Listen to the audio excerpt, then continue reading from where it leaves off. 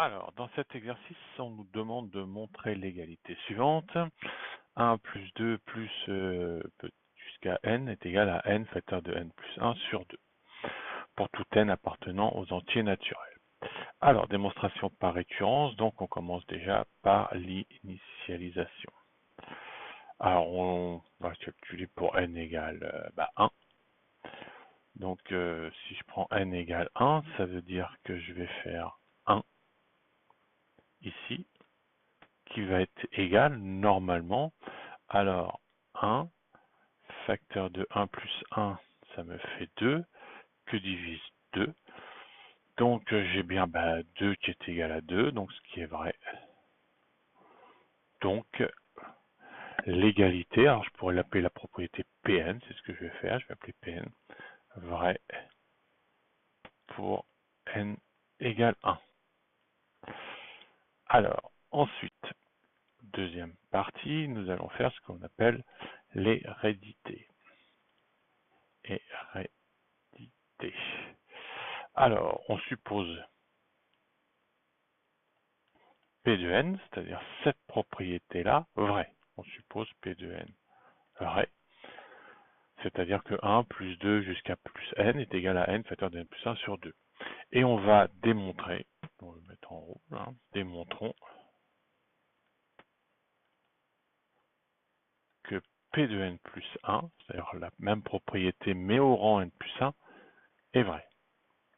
Alors c'est-à-dire, qu'est-ce qu'il faut qu'on démontre? Que 1 plus 2 plus jusqu'à n plus 1, ça soit égal, alors ici je vais tout remplacer par n plus 1, donc ça va me faire n plus 1, facteur de n plus 2, que divise 2. J'ai remplacé ici le n par n plus 1, et là le n qui est là par n plus 1, donc n plus 1 plus 1, ça me fait n plus 2. Alors, pour ce faire, plusieurs possibilités. Moi je vous propose, on va partir de la partie gauche de P de n plus 1 entre guillemets pour démontrer qu'on tombe bien sur cette partie-là. Donc on va faire le calcul, 1 plus 2 plus jusqu'à le dernier terme n plus 1.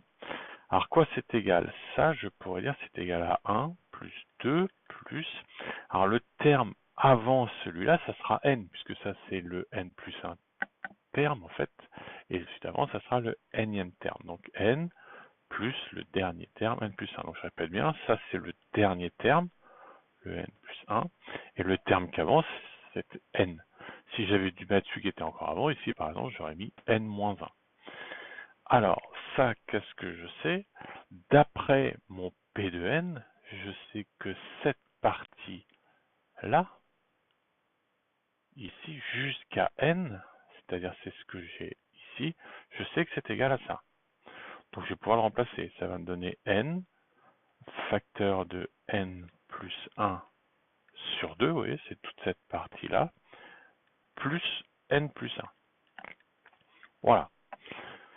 Alors ça, je sais qu'il faut que j'arrive à n plus, la propriété Bn au rang n plus 1, c'est-à-dire à ça.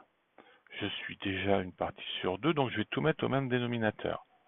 Je vais même développer ici, n par n, ça va me faire n carré, n fois 1, n, ça donc c'est sur 2, et lui, puisque je le mets sur 2, c'est-à-dire je vais faire 2 facteur de n plus 1 sur 2, mise au même dénominateur, classique. Puisqu'ils sont tous les deux sur 2, je peux mettre qu'un seul trait de fraction, n carré plus n, là 2n plus 2 fois 1 plus 2, ça sur 2. Et là, après, je vais regrouper mes n, c'est-à-dire 2n plus n, ça me fait 3n plus 2 sur 2. Alors là, deux possibilités.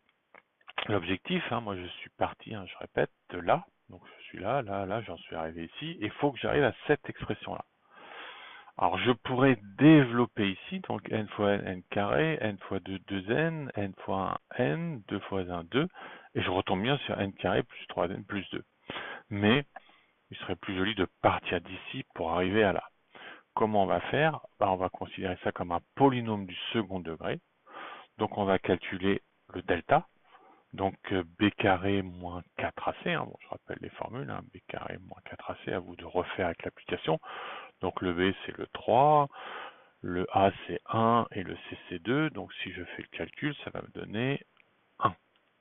Delta étant positif, j'aurai deux solutions.